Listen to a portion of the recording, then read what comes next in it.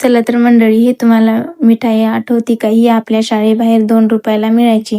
आज हीच मैद्याची बर्फी आपण घरी बनवणार आहोत. त्यामुळे हा व्हिडिओ सेव्ह आणि शेअर नक्की करा.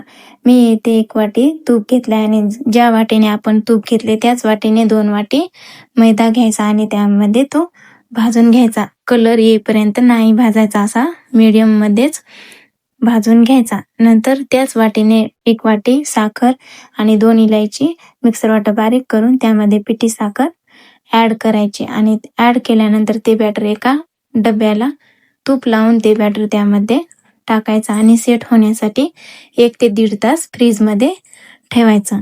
नंतर 1 ते 1.5 तासानं आपली मैद्याची बर्फी परफेक्ट सेट होते. नंतर आपल्याला हव्या तशा त्याच्या वड्या पाडून घ्यायच्या. बघा तर मंडळी, लहानापासून मोठ्यापर्यंत आवडणारी ही मैद्याची बर्फी आपली एकदम परफेक्ट अशी टेक्स्चरनं तयार झाली आहे.